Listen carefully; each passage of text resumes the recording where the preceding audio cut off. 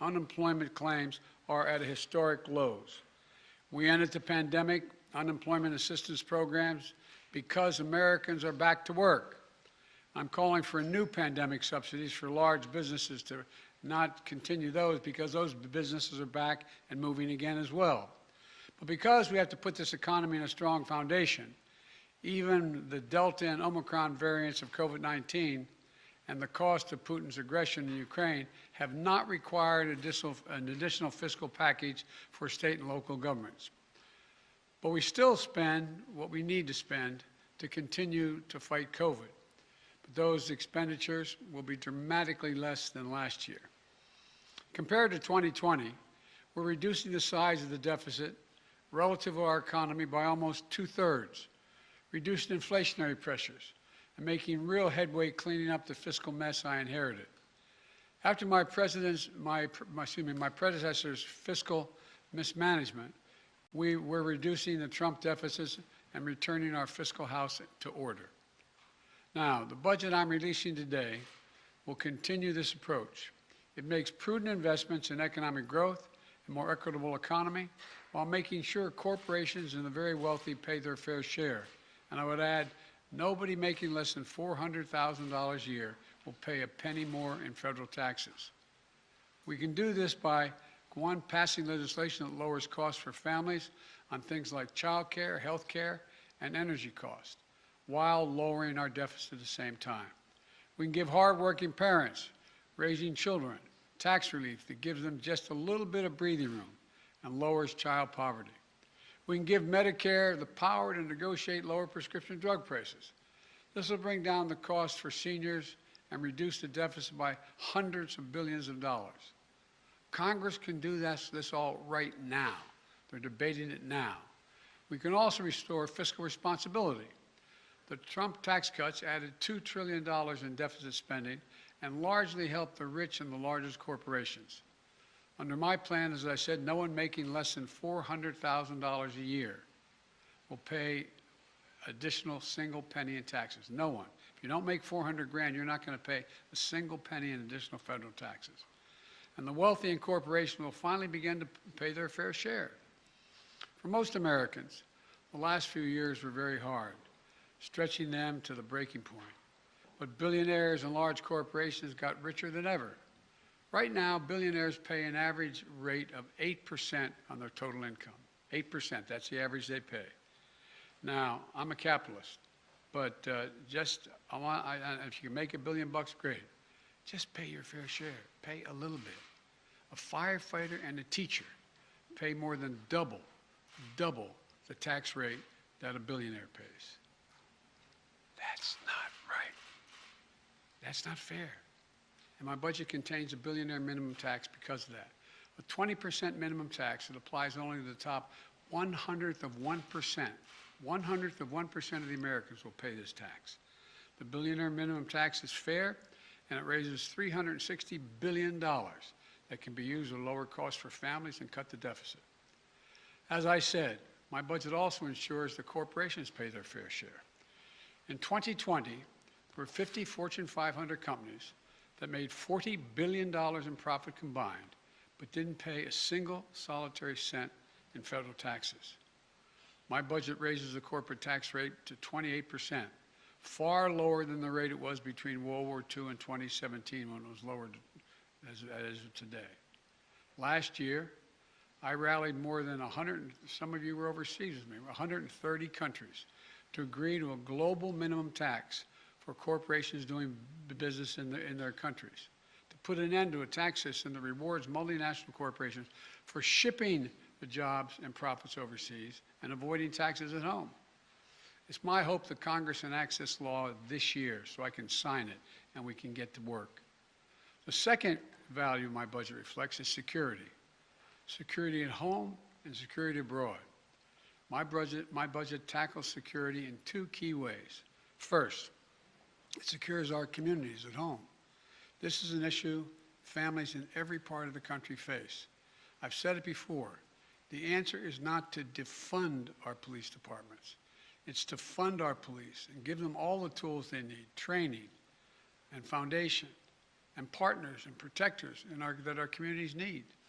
The budget puts more police on the street for community policing, so they get to know the community they're policing, allows the Bureau of Alcohol, Tobacco, and Firearms and the FBI to hire the agents they need to help fight gun crime and other violent crimes in our communities, and funds body cameras and make sure police work with our local communities and are accountable to these communities. It funds crime prevention and community violence intervention, drug treatment, mental health, criminal justice reform, and reentry for people coming home after incarceration.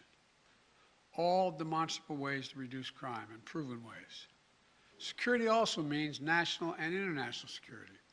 This budget provides the resources we need to keep Americans safe, ensuring that our military remains the best prepared, best trained, best equipped military in the world.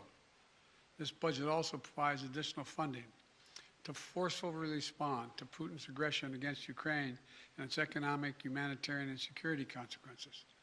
The world has changed. In addition to dealing with terrorist organizations, for the second quarter of the 21st century, we're once again facing increased competition from other nation states, China and Russia, which are going to require investments to make things like space and cyber and other advanced capabilities, including hypersonics. And this will be among the largest investments in our national security in history. Some people don't like the increase, but we're in a different world today. America is more prosperous, more successful, and more just when it is more secure. We can restore fiscal responsibility and safeguard our security at home and abroad while meeting the third value, what I call building a better America. Let's provide universal preschool, cap the cost of child care at 7% of a family's income. Like many families, that would cut the cost of child care in half. It'll make college more affordable. My budget doubles the maximum Pell Grant. Families making under $50,000 a year to nearly $13,000 and helps more than 8 million students who rely on Pell Grants pay for college. My budget invests in building more homes to keep us up to deal with the skyrocketing cost of housing for the middle class and the poor. My budget lowers family energy costs with tax credits to help people make their homes more efficient. Research and development to broaden the reach of solar and build a clean energy future. My budget also invests in other areas of bipartisan common good. I call them unity agendas. I spoke to them at the State of the Union. Beating the opioid epidemic, taking on challenges of mental health, supporting our veterans, and ending cancer as we know it. This budget includes investments to get Americans the mental health services they need, and we need them. And when it comes to fighting cancer and other diseases, my budget funds a new organization called ARPA-H at Health and Human Services at Department of Health. And it stands for Advanced Research Projects for Health. It's based on DARPA, the Defense Department program, that led to breakthroughs in technologies like the internet, GPS, and so much more. ARPA-H will drive breakthroughs to prevent, detect, and treat diseases, including Alzheimer's, diabetes, cancers, and more. And here's what this all adds up to. Historic deficit reduction, historic investment in our security at home and abroad by modernizing our capabilities in both areas, and an unprecedented commitment to building an economy where everyone has a chance to succeed. A plan to pay for those investments that we need as a nation. That's what we do. So I look forward to working with the members of Congress, Democrats, Republicans, and Independents, to deliver this budget and keep delivering for the American people. I want to thank you all, and may God bless you all, and may God protect our troops. Let me, Kelly O'Donnell, NBC. Thank you, Mr. President. Do you believe what you said? Thank you, sir. Do you believe what you said, that Putin can't remain in power? Or do you now regret saying that because your government has been trying to walk that back? Did your words complicate matters? Well, you asked 3 different questions. I'll answer them all. Number one, I'm not walking anything back. The fact of the matter is I was expressing the moral outrage I felt toward the way Putin is dealing in the actions of this man. Just brutality. Half the children in Ukraine. I just come from being with those families. But I want to make it clear, I wasn't then, nor am I now, articulating a policy change. I was expressing the moral outrage that I feel, and I make no apologies for it. Personal feelings, sir. Your personal feelings? My personal feelings. Secondly, you asked me about, well, what was the second part? Does it complicate the diplomacy of this moment? No, I don't think it does. You know, the fact is that we're in a situation where what complicates the situation at the moment is the escalatory efforts of Putin to continue to engage in carnage, the kind of behavior that makes the whole world say, my God, what is this man doing? That's what complicates things a great deal, but I don't think it complicates it at all. Mr. President, Let me go to Steve Holland, Reuters.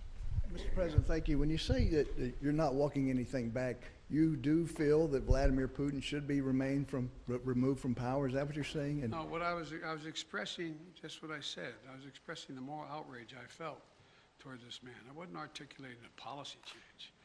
And I think that, you know, if he continues on this course that he's on, he is going to become a pariah worldwide. And who knows what he becomes at home in terms of support.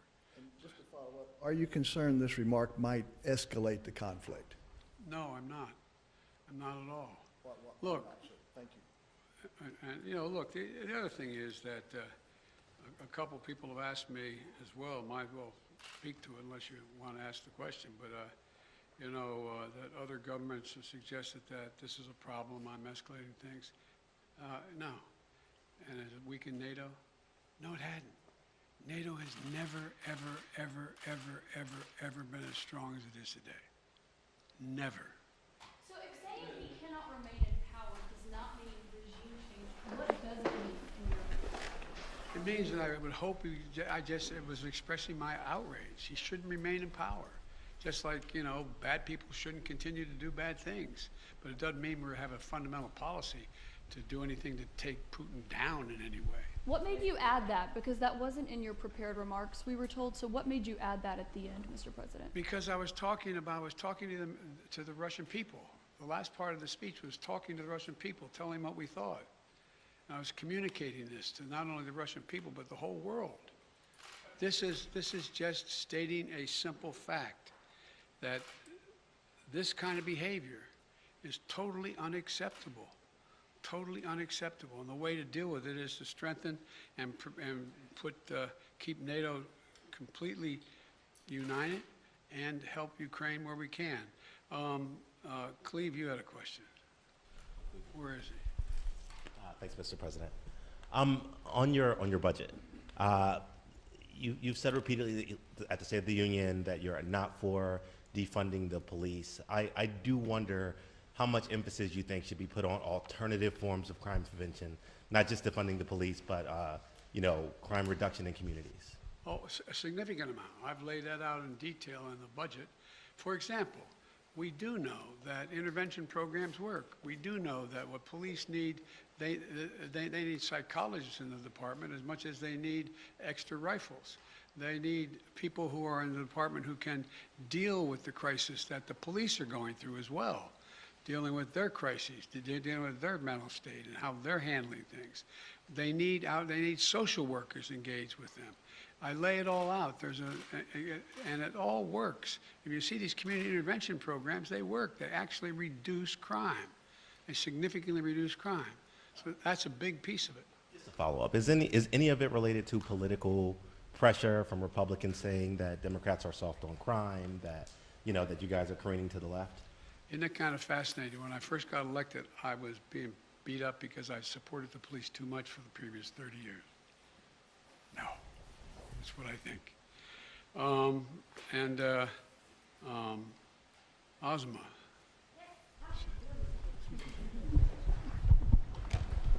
Surprised to get called. Thank you, Mr. President. Are you willing to try to meet with Vladimir Putin? And I have a quick follow-up to that. When you last met with him face-to-face in Geneva, you had described that as a productive conversation. You said that he did not want a Cold War. And do you feel, given the actions, though, that have happened over the last few months, I guess I'm asking what has changed in his mind? I don't know what's changed his mind. His behavior's changed. When we met, remember what we were talking about. We're talking about setting up a strategic dialogue and talking about the relationship of NATO and Russia and facing off in the regions and how we could have more transparency and all the rest. It was a normal discussion I had going all the way back to Kosygin and others back in 100 years ago when I was a young senator. And so what changed was nothing remotely approaching that. Remember when he first met with me, he said, I have two objectives. This is the second or third time I met with him. He said, I have two objectives. One is to make sure that they never become part of NATO, and two, to make sure there are no long-range missiles in there, in Ukraine. I said, we can deal with the second one easily, but we can't close the door on the first. Because when we talk about missiles, we want to talk about what's also on the Russian border heading toward Europe. Do both. And then if you notice that demand list of his, not with me, with others, have escalated significantly in terms of what he thinks is necessary. Thank you very We need some more clarification, Mr. President. Mr. President, thank you. Thank you very much. I know you're going to ask a really nice question. Well, it's an important question, No, I think. Are you worried that other leaders in the world are going to start to doubt that America is back if some of these big things that you say on the world stage keep getting walked back? What's getting walked back? It made it sound like, just in the last couple days, it sounded like you told U.S. troops they were going to Ukraine. It sounded like you said it was possible the U.S. would use a chemical weapon, and it sounded like you were calling for regime change in Russia, and we know None of the three occurred. none of the three occurred. None of the three. Mr. President? You interpret the language that way. I was talking to the troops. We were talking about helping train the troops that are the Ukrainian troops that are in Poland. That's what the context. I sat there with those guys for a couple hours. That's what we talked about. So when you said you're going to see when you're there, you were not intending to I was say US referring to meeting with and talking with the Ukrainian troops that were in Poland. And when you said a chemical weapon use by Russia would trigger a response in kind, It will trigger a significant response. what does that mean? I'm not going to tell you. Why would I tell you? You got to be silly. The world wants to know. The world wants to know a lot of things. I'm not telling them what the response would be. Then Russia knows the response. Mr. President. All right, I'm going to take two more questions. One, two. Mr. President, thank you. I still want to get back to your original words that he cannot remain in power. Can you help us understand, you have more foreign policy experience than any president who has ever held this office. Whether those are your personal feelings or your feelings as president, do you understand why people would believe you, as someone commanding one of the largest nuclear arsenals in the world, saying someone cannot remain in power is a statement of U.S. policy? And also, are you concerned about propaganda use of those remarks by the Russians? No and no. Tell me why. You have so much experience. You are the leader of this country. Because it's ridiculous. Nobody believes we're going to take down. I was talking about taking down Putin. Nobody believes that. Number one. Number two, what have I been talking about since this all began? The only war that's worse than one intended is one that's unintended. The last